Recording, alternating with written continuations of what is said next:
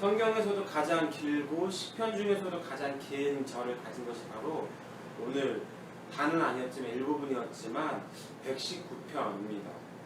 무려 이제 176절로 구성되어 있는 되게 많은 이제 구절인데, 이렇게 긴 이유는 구약 성서에서 보통 하나님의 말씀을 8가지 말로 표현합니다. 율법, 증거, 법도, 말씀, 율례, 계명, 도, 규례. 이 8가지의 말씀을 시인이 다양하게 삶을 통하여서 노래하고 있기 때문이었습니다. 다시 말해서 하나님의 말씀을 자신의 삶에 체험했던 것입니다. 오늘 본문도 그런 맥락에서 지어지다 보니까 하나님의 말씀을 통한 구원을 간증하고 그 말씀으로 말미암아 소망을 웅변하고 있습니다. 시인은 하나님의 말씀이 자신에게 조금 더 떠나지 말게 해달라고 간구하고 있습니다. 율법을 지키되 항상 그리고 영원히 지킬 것을 다짐하고 있습니다. 그 까닭은 그에게 해주신 소망의 말씀을 주께서 기억하셨기 때문이다 라고 고백하고 있습니다. 그래서 그는 하나님의 말씀이 그의 노래가 되고 순종이 그의 소유가 된다고 고백하고 있습니다. 50절을 제가 읽겠습니다.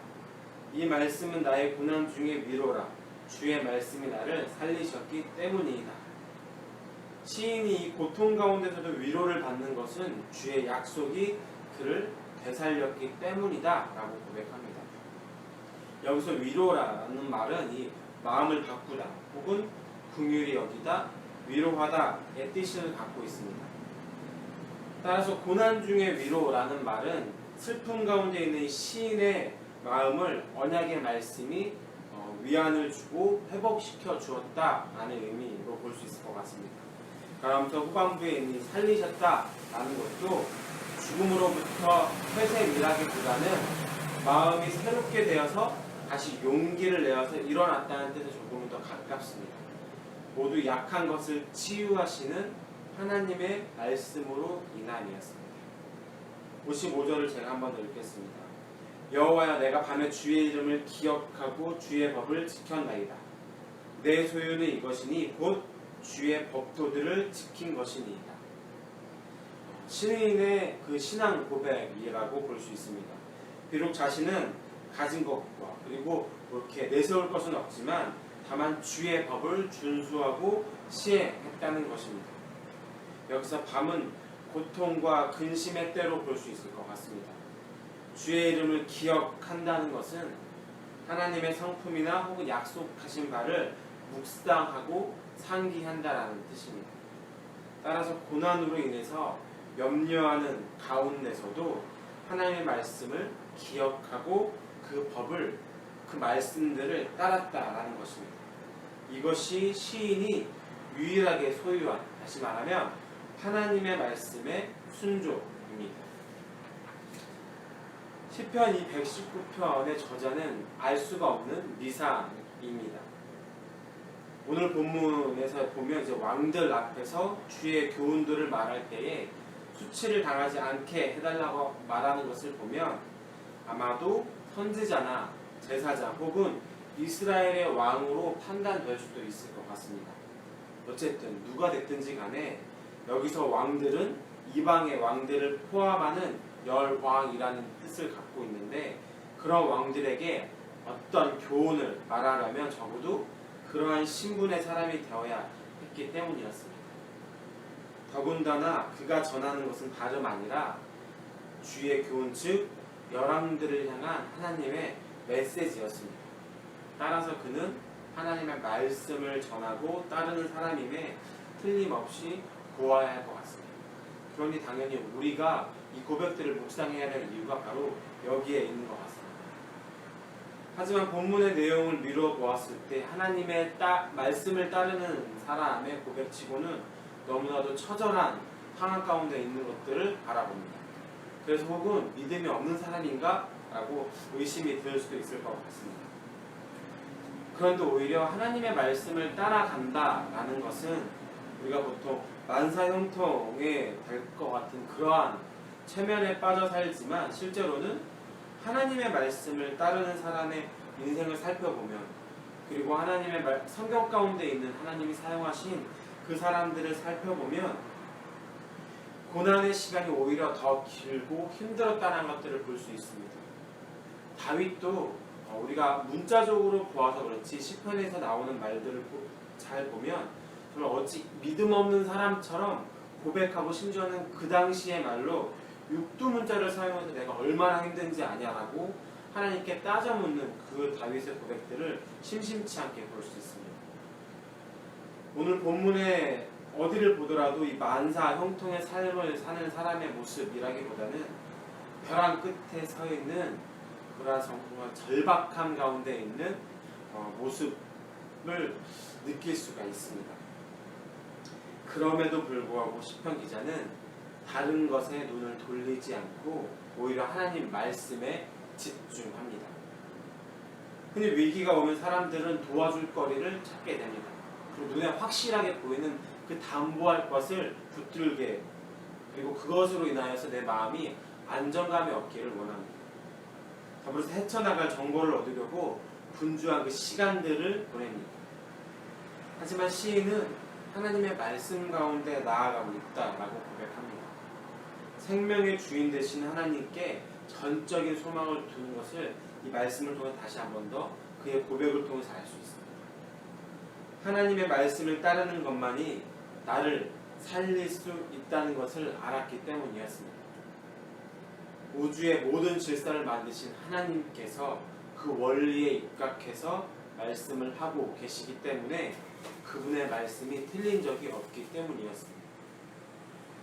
고난도 그러기 때문에 하나님과 그의 말씀과 함께 통과한다면 오히려 그 상황이 바뀔 때 영광스러운 면류관이 됨을 우리는 기억해야 합니다. 하나님의 말씀 안에 거한다면 쓸모없는 상황은 하나도 없습니다. 단지 우리 입맛에 안 맞을 뿐입니다. 입에 쓴 약이 몸에 좋은 약이라는 말이 있습니다. 우리가 하나님과 함께라면 고난을 통한 유익 역시 클 수밖에 없습니다. 하나님을 사모하기 때문에, 그분을 기뻐하기 때문에 계명을 지키는 일이 짐이 아니라 특권이고 축복이라는 것을 우리가 기억해야 합니다. 물론 너무나 힘들고 어려운 상황 가운데 처해 있는 우리의 공동체에 있는 지체들에게 하나님께서 이 또한도 다 크게 영광을 받으실 거고 이 가운데서 하나님의 뜻이 있을 거야, 그러니까 너무 힘들어하지 마 라고 이야기하는 것은 조금 섣부를 수도 있습니다. 그리고 그의 마음을 오히려 낙심하게도 할 수도 있습니다. 그런데 그것은 그를 향한 배려로서 우리가 조금은 더 신중하게 전해야 될 고백일 뿐인 것이지, 하지만 이 말이 결코 틀린 고백은 아닙니다. 오늘 시편 기자도 그와 같은 상황 가운데 있었지만 그와 같이 고백하고 있기 때문입니다. 실제로 그러한 힘듦과 어려운 사람들 가운데서는 나의 들리는 음성보다는 오히려 함구하고 기도하는 것이 지혜로울 때가 있으나, 그럼에도 불구하고 우리 가운데 나에게 주어진 고통과 고난 가운데서는 분명한 유익이 존재함을 우리는 기억하는 우리가 되기를 간절하게 소망합니다. 하나님은 우리의 신음소리와 고통소리에 귀를 기울이시는 분입니다. 우리의 그냥 구체적인 고백보다도 도저히 그 고백이 내 입 가운데 나오지 않아서 하고 내쉬는 그 한숨 가운데서도 귀를 기울이시고 무엇 때문에 저러는지, 무엇에 필요가 있는지 아시는 분임을 우리는 알고 있습니다. 그 고통이 길면 긴 대로, 짧으면 짧은 대로 분명한 의미가 있음을 우리는 기억해야 합니다. 기쁨 가운데 있는 것이 결코 기쁨만은 존재하지 않습니다. 세상 모든 일에는 명과 암이 존재하기 때문입니다.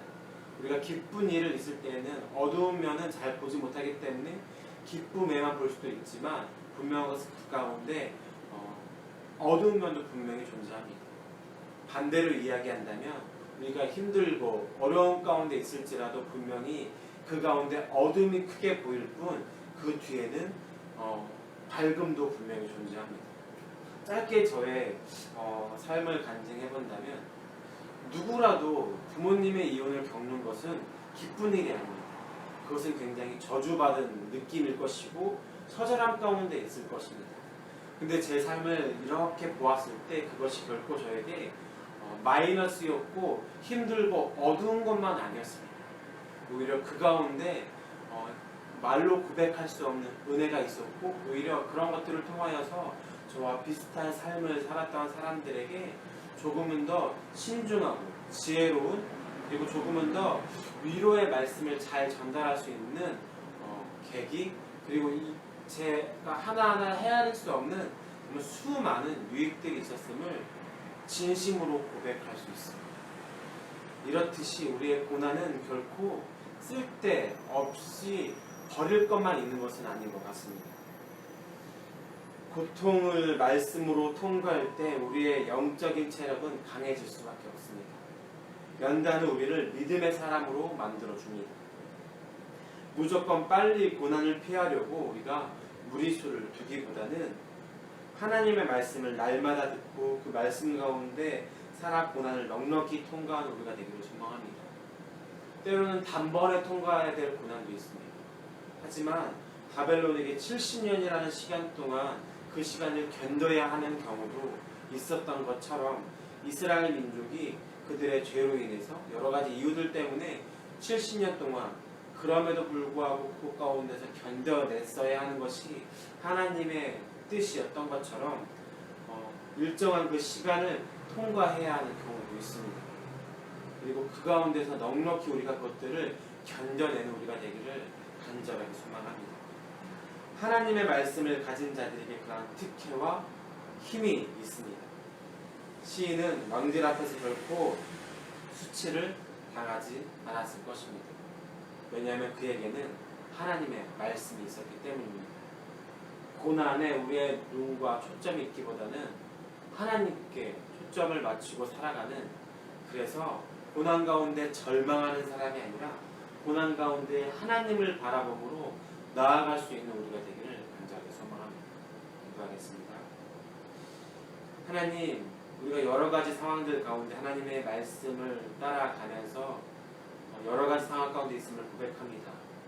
그 가운데 우리의 눈이, 우리의 마음이 과연 어디에 있습니까?